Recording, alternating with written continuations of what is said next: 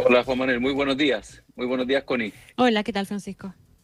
Francisco, queda zanjado y atrás, por lo tanto, dejan atrás ustedes la controversia a partir de las declaraciones de la ministra del Interior, Carolina Toá, que despeja y aclara de forma bien categórica que no va a haber un royalty a la industria forestal.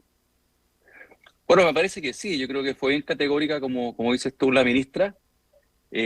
Hace todo el sentido además del mundo, yo lo había planteado ya también antes en alguna de las entrevistas, digamos, esta es una actividad regional, nosotros somos una empresa regional, en donde aparte hacemos importantes esfuerzos para pagar impuestos locales en hay comunas como por ejemplo Nacimiento, donde quizás más la mitad de sus ingresos son producto de impuestos que pagamos allá, pero hay que hacer realmente figuras porque la normativa existente tiende a la centralización del pago de impuestos. Entonces yo Claro. creo que más que estar pensando en royalty, que aparte no corresponde por esta ser una industria no extractiva, aquí me interesa también explicar que el caso de la industria forestal lo que hace en el fondo es que luego de una cosecha forestal se repone la plantación, se vuelve a plantar, por lo tanto no es una industria extractiva, es al revés, es muy renovable y aparte se realizan, ¿cierto?, en predios que son privados. Lo que creo que es bien importante tomar en consideración, y esto es una oportunidad para transmitirlo también, es que yo creo que deberíamos concentrar los esfuerzos en el poder descentralizar impuestos vigentes. O sea, hoy día se paga principalmente, no sé, el impuesto a la renta y el IVA se pagan centralizadamente, y esta es una industria que tiene mucha actividad regional, local, comunal, con lo cual sería muy interesante avanzar en esa materia. Ya, perfecto. La ministra aclara que no es un recurso no renovable, estamos hablando de recursos que se renuevan, y además no es propiedad del Estado, como sí puede ocurrir, por ejemplo, con el caso del cobre, que sí cumple con esas dos condiciones y por lo tanto, en el concepto que nosotros aplicamos de royalty, se cobra royalty porque es un recurso no renovable que además corresponde a concesiones mineras. No es el caso Exacto. en ninguno de los dos aspectos y es bueno hacer la precisión. Pero plantea tú, Francisco, que hay ciertas cosas sí que deberían ser discutidas porque mucho termina siendo administrado desde forma central, ¿no? Y por lo tanto parte de los recursos no derivan a las zonas que son finalmente las que deberían también obtener algún tipo de beneficio. Claro, o sea, no cabe duda que el desarrollo de la industria forestal se realiza en regiones donde existen mucha necesidad de recursos. Recursos para, hay todavía, ¿no es cierto?, hay pobreza, hay infraestructura, bueno, los mismos alcaldes, ¿no es cierto?, hoy día han clamado por mucho apoyo, mucha ayuda. Entonces sí, yo creo que me parece que es muy fundamental, sería algo muy positivo que la industria pueda colocar una porción más alta de los impuestos que se pagan en la región donde opera. Ujú. Y eso se puede ser parte perfectamente, Francisco, de una conversación que se tenga con posterioridad a la solución de la crisis, ¿o no? Un poquitito en la lógica en la que aparentemente todos están de acuerdo. Hay que sentarse a conversar y ver qué cosas se pueden hacer para mejorar las condiciones con las que cada región va enfrentando fenómenos como este al final del día. Claro, no cabe duda, Connie. Yo creo que esta es una materia que se podría incorporar en esa mesa de conversación. Ujú. Nosotros también lo hemos dicho, estamos muy abocados hoy día, ¿no es cierto?, a combatir el fuego, a que termine esto, que todavía no ha terminado, la verdad, porque hay incendios muy importantes Así es. contenidos y nosotros muy dedicados a poder extinguir el fuego.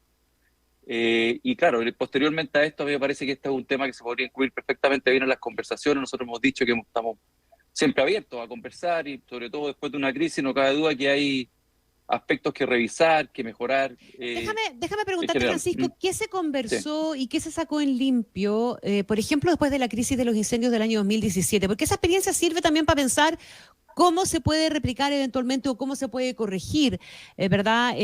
A partir de lo que fue esa experiencia. Yo entiendo que las grandes forestales, dentro de las cuales están obviamente ustedes, la CMPC, hicieron cambios en la manera en que se enfrentaban los siniestros y también me imagino en la coordinación con el mundo público, la coordinación público-privada tuvo un hito distinto desde entonces hasta ahora.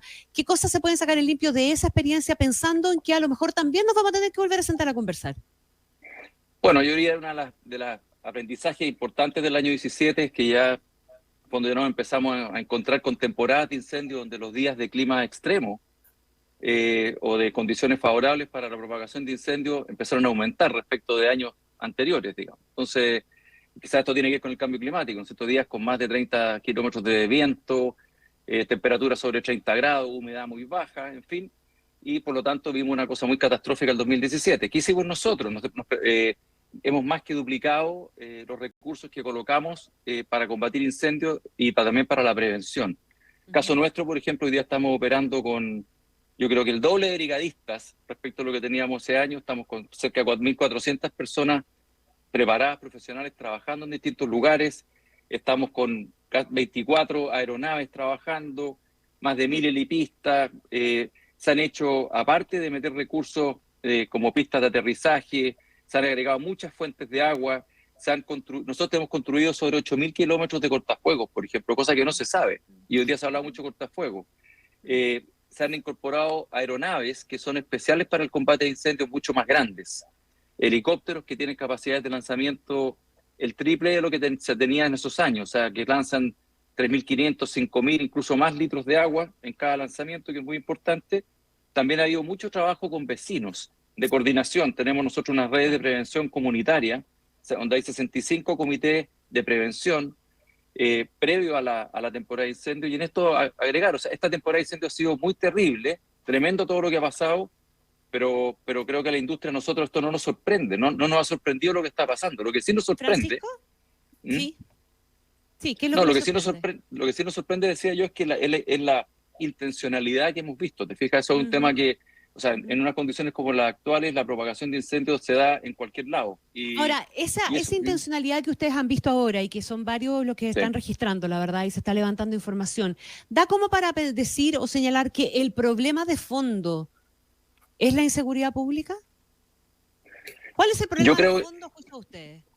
O sea, no cabe duda que la intencionalidad que hemos visto es enorme. Mira, nosotros llevamos 136 denuncias realizadas en esta temporada de incendio por situaciones de este tipo. 10 querellas solamente en los días en que han ocurrido los incendios. Mira, la intencionalidad es una cuestión extremadamente delicada. O sea, es muy grave esto, porque los porcentajes de intencionalidad de los incendios, todo eso al final no importa mucho. Piensa que un incendio intencional lo que puede hacer es quemar miles de hectáreas. Muchos de miles de hectáreas. Y aquí es bien concreto. O sea, hay sectores donde hemos tenido nosotros esta temporada, incluso durante estos días, 50 focos de incendio en sectores extremadamente delicados. La pregunta, Francisco, y porque es importante también ir despejando acá las posiciones, es si ustedes están de acuerdo con que la inseguridad sea el problema de fondo aquí.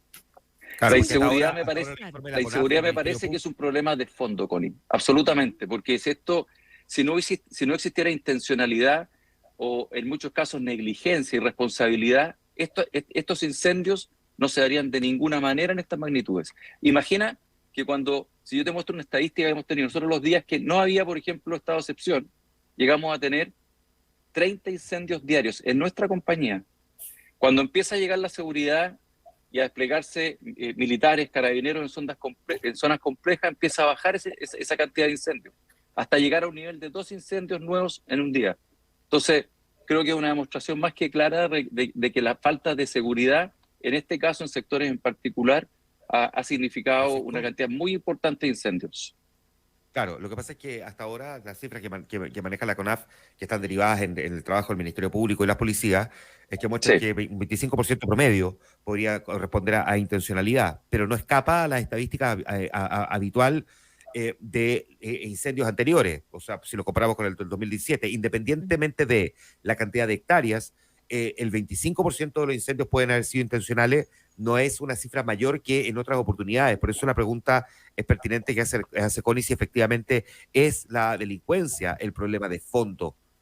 Porque 1 de cada 4 incendios puede ser provocado por la delincuencia, pero la pregunta es qué pasa con el otro porcentaje, el 75%. Claro, pero en este caso yo creo, Juan Manuel, más que el porcentaje, ¿no es cierto?, de incendios provocados por la delincuencia, que yo no estoy claro, o sea, CONAF dijo un 25%, nosotros hemos también hecho nuestras querellas, nuestras denuncias, con un porcentaje muy relevante. Pero las cifras de la CONAF están avaladas por el Ministerio Público y las policías. Claro, y nosotros también estamos mandando todos nuestros antecedentes a las policías y al Ministerio Público, y ahí veremos los porcentajes que probablemente sean algo mayores que eso, pero lo que quiero decir es que más importante que el porcentaje de focos de intencionalidad es cuántas hectáreas se quemaron con la intencionalidad. Es la magnitud. Porque Sí, la pregunta también, Francisco, porque tú mismo lo mencionaste a propósito del tema de la magnitud, y esto no es para restarle importancia al tema de la delincuencia, que no se malentienda, pero sí es para hablar de los énfasis, en definitiva. Porque tú mismo mencionaste las consecuencias del tema climático en justamente la magnitud de los incendios. Claro, Entonces, lo que pasa es que ¿qué es más aquí, de fondo o qué también es tanto de fondo no, como lo otro? lo más de fondo es de todas maneras la intencionalidad. O sea, quiero ser enfático en eso. Lo más de fondo aquí es la intencionalidad y la falta de seguridad en zonas donde hemos tenido una cantidad muy importante de incendios, digamos, con objetivos claros. Mira, aquí lo que se quema, efectivamente, o sea, lo que el cambio, el tema del clima lo que genera es sequedad y por lo tanto la facilidad de propagar incendios, pero los incendios los prende la gente. El 99,7% de los incendios son prendidos por el ser humano. Aquí no se autogeneran incendios por haber una situación de sequedad. Y te voy a decir más, los incendios forestales que nosotros combatimos, en más de un 50% son en zonas que son fuera del contorno de CMPC. Muchos de ellos son incendios rurales, o sea, los incendios comienzan en campos agrícolas, en bosque nativo, que la gente piensa, ¿no es cierto?, que el bosque nativo no se quema. Mira, en este año, estimamos, nosotros tenemos cifras de este año, aproximadamente un 25% de la superficie quemada, cuando se habla de que hay sobre 400.000 hectáreas quemadas, son de bosque, matorral nativo, etcétera. Entonces, ¿Y cuál sería el objeto de la intencionalidad si los focos comienzan en ese tipo de lugares y no en predios forestales? Porque uno podría pensar la intencionalidad apunta contra la industria forestal, por ejemplo. Pero si de buena parte se inician en otros lados, ¿cuál es, a juicio de ustedes, el objeto de esa intención? Mira, eso tendrá que definirlo el Ministerio Público, ¿ah? ¿Cuál es el objeto de la intención? Yo creo que la intención, en la forma en como nosotros la entendemos, es aprovechar días de vientos que tienen ciertas direcciones, normalmente son vientos sur, y que si tú enciendes afuera o adentro es quemar predios, quemar que esta cuestión avance y quemar bosques, pero eso tiene que resolver el Ministerio Público. O sea, aquí hay un tema que me parece que corresponde a la justicia aclarar y a la policía. Perfecto. Queremos agradecerte también, Francisco, por estar esta mañana con nosotros. Francisco Ruiz-Tagle, gerente general de CMPC. Muchísimas gracias, Francisco, por acompañarnos también en Infinita. Me ha encantado. Muchas gracias a ustedes. Buenos días. 8:49 minutos.